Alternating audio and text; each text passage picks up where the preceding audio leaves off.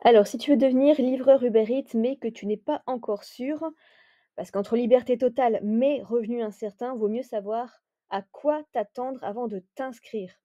Dans cette vidéo, je te partage les vrais avis de livreurs Uber Eats que j'ai demandé sur le groupe et vous allez voir que tout le monde n'est pas d'accord. Alors, les points positifs. Tu travailles quand tu veux. Ça, c'est le gros point fort. Tu te connectes, tu bosses, tu te déconnectes, tu es en pause. Aucun patron, aucune contrainte. Donc c'est parfait si tu as déjà un travail, que tu es étudiant, que tu vas arrondir les fins de mois. Ensuite, il y a l'avantage de gagner du CPF. Alors, il y a une personne qui dit qu'on gagne des droits en fait à la formation. Donc en fait, c'est un cumul en tant qu'auto-entrepreneur pour pouvoir se former. Donc c'est pas négligeable. Tu peux les utiliser pour passer ton permis, te former ou changer de voie plus tard. Ensuite, c'est simple et rapide à commencer. Il faut un compte, une application, un vélo, une trottinette ou une voiture et tu peux faire des courses. Pas besoin de diplôme, pas besoin d'entretien, de CV, t'es opérationnel en quelques jours. C'est aussi un bon complément de revenus, pas besoin d'en faire un plein temps. Tu peux bosser un peu le soir ou le week-end et gratter 200, 300, voire 500 euros par mois en plus. Mais attention, maintenant on passe à ce que personne ne te dit avant de commencer. Alors, premier point, tu gagnes moins que le SMIC. C'est revenu souvent. Si tu comptes les heures vraiment passées à attendre, rouler, livrer, tu tournes souvent à moins de 8 euros de l'heure. Et ça, c'est avant de déduire les charges, l'essence, l'entretien du vélo, etc., voire de la voiture. Donc là, c'est ce que nous dit une personne négative moins payée que le SMIC à l'heure. 22% de ton chiffre part à l'URSSAF. Donc là, tu es en tant qu'auto-entrepreneur, donc tu payes 22% de ton chiffre d'affaires, même si tu as eu des frais. Et encore, ça, c'est si tu as bien déclaré, sinon attention, régularisation. Ensuite, tu perds des APL. Donc là, il y a une personne qui dit clairement, en déclarant ton activité, tu risques de perdre de l'APL. Pour sa part, il a perdu 85 euros d'APL. Donc, fais bien le calcul. Ce que tu gagnes vaut-il ce que tu perds ailleurs? Et enfin, pas de chômage, pas de retraite. Tu es à ton compte, donc tu ne cotises pas du tout pour le chômage et très peu pour la retraite. Il faut faire un minimum chaque année. Donc si c'est pas à plein temps, ça va être un peu compliqué. Si tu es malade, blessé ou si tu n'as plus envie, il y a zéro filet de sécurité. Et certains te diront juste de fuir.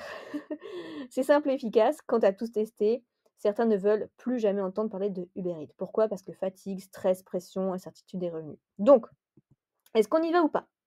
La vérité, c'est que Uber Eats, c'est pas un plan miracle, mais ça peut dépanner, ça peut aider à sortir la tête de l'eau.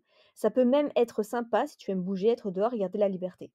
Mais si tu cherches un vrai salaire, de la sécurité ou un travail qui est stable, Uber Eats n'est peut-être pas fait pour toi. Et comme l'a dit Giovanni pour conclure, je lui dirais, crée ton compte, tu auras le temps de réfléchir après. Alors en conclusion, est-ce que tu veux tester? Tente, mais fais-le en connaissance de cause. Il y a plein de choses que tu pourras apprendre sur cette chaîne.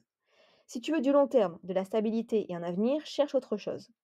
Et si tu veux un tuto complet pour t'inscrire rapidement et éviter les pièges, regarde dans la description, je t'ai mis le lien pour t'inscrire en tant que livreur auto-entrepreneur Uber Eats, mais je te mettrai le tuto juste après cette vidéo.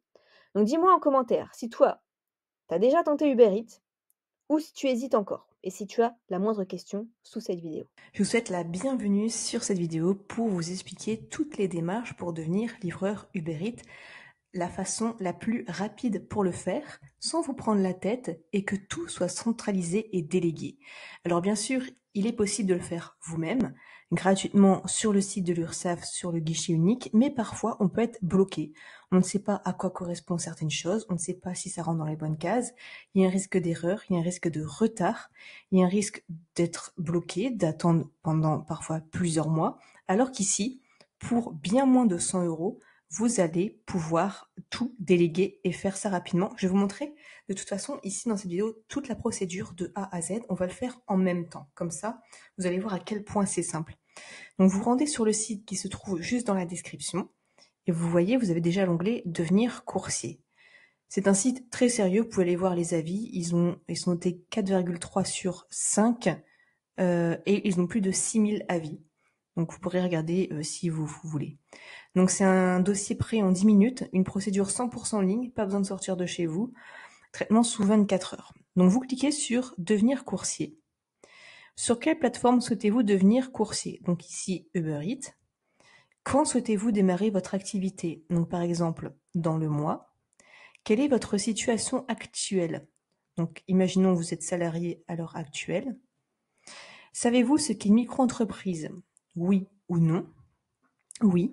Bénéficiez-vous d'un accompagnement pour la création de votre micro-entreprise? Non.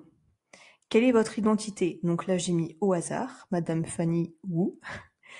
Continuez. Vos coordonnées, pareil, j'ai mis au hasard, vous mettez vos coordonnées, continuez. Votre adresse email, numéro de téléphone. Que recherchez-vous? Déléguer toutes les démarches, une solution tout en un. Parce que vous pouvez prendre aussi des options. La comptabilité, même si en tant qu'auto-entrepreneur, vous n'êtes pas obligé. Une banque en ligne ou encore domicilier votre entreprise, votre micro-entreprise à Paris avec Legal Place. Parce qu'ainsi, vous avez la CFE, c'est une sorte de taxe d'habitation pour tous les auto-entrepreneurs. Même si vous n'avez pas de locaux, même si en tant qu'Uber Eats, vous n'avez pas de bureau, c'est normal, il y a quand même une CFE chaque année. Mais à savoir que la première année, on ne paye pas de CFE. Et continuez. Mais on n'est pas obligé de prendre tout ça. Vous pouvez mettre votre siège social chez vous, il n'y a aucun souci. Donc voici, le dossier est en cours, on a déjà fait la première étape sur les deux. Donc vous avez presque terminé. Donc, on a complété le questionnaire d'information. Ensuite, nous préparons votre dossier pour qu'il soit conforme. Ils déposent pour vous le dossier auprès du greffe. Ils assurent la gestion des échanges avec le greffe. Ils obtiennent pour vous votre cabis et vous pouvez démarrer votre activité. À savoir qu'il y a une option ici qui est vachement sympa. C'est assistance inscription Uber pour 12,50 €. C'est-à-dire qu'en fait, une fois que vous avez vous devenez auto-entrepreneur, que vous avez votre cabis, votre siret, tout ça, que tout est en règle juridiquement, il faut après vous inscrire sur le site officiel d'Uber Eats. Et si vous voulez, ils peuvent vous guider. Donc voilà, vous n'êtes pas obligé encore une fois de prendre cette option, mais c'est possible. Ici, donc c'est 70 € TTC. Donc pour la tranquillité d'esprit et le fait que ce soit hyper rapide, je trouve ça sympa. Même j'ai un code promo pour vous, pour que ce soit encore moins cher. Vous tapez STEPH15, vous validez, et vous voyez, il y a une réduction de 15% qui est encore appliquée. 60 €, ça vous revient TTC. Vous payez par PayPal, par carte bleue, par ce que vous voulez. Je vais procéder au paiement et je vous retrouve juste après pour vous montrer le reste des démarches. Ok, donc on a validé notre dossier. Maintenant, on a encore 8 choses à remplir et tout sera fait. Ils vont tout faire pour nous. Donc pourquoi remplir à nouveau le questionnaire? Pour bien vérifier que tout soit bon, comme ça sera hyper rapide. Donc suivant, avez-vous déjà un numéro de sirène? En gros, est-ce que vous avez déjà une société avant ou est-ce que vous étiez déjà auto-entrepreneur avant? Donc par exemple, non. Êtes-vous gérant d'une société? Non. Suivant, quelle sera votre activité? Coursier à vélo, à scooter, en voiture? Donc admettons à vélo. Suivant. Si vous mettez en voiture, par exemple, ils vont vous demander votre permis de conduire. Votre identité, donc là, vous mettez et l'identité de vos parents et votre situation. Donc, vous remplissez tout ça, je vais le faire et on se retrouve juste après. Ok, maintenant, les coordonnées, donc votre téléphone, votre adresse et est-ce que vous avez un justificatif de domicile à votre nom et adresse? Donc, pareil, je vais compléter, je vais marquer oui, vous pouvez prendre par exemple le justificatif d'EDF. Ensuite, votre numéro de sécurité sociale et votre régime d'assurance maladie actuel.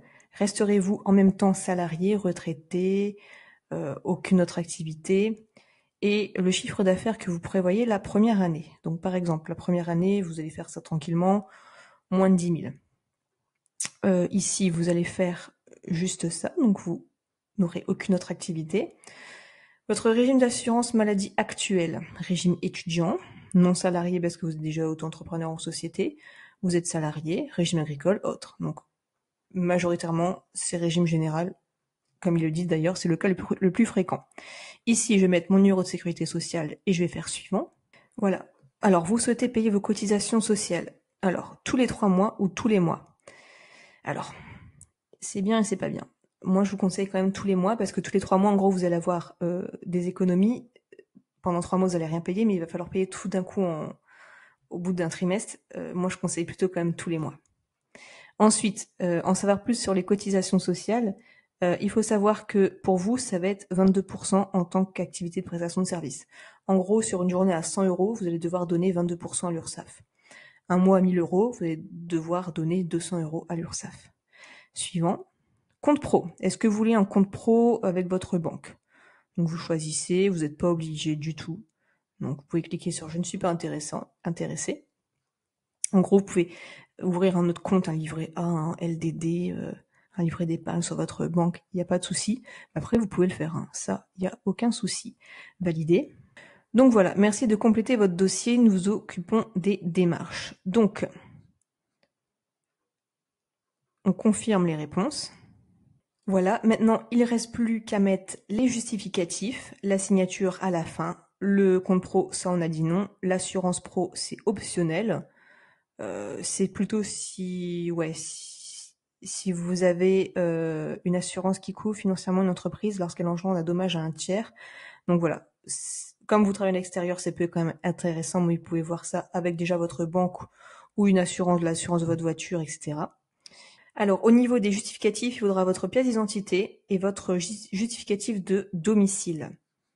Et une fois que tout ça est fait, ils vont l'analyser, ils vont le déposer, ils vont le valider. Donc tout ça sera fait très très rapidement en 24 heures. Alors ça ne veut pas dire que vous allez recevoir votre cabis le soir même, mais en tout cas toutes les démarches seront faites en moins de 24 heures. Si vous avez la moindre question, n'hésitez pas à la poser juste en commentaire, je réponds à tout le monde.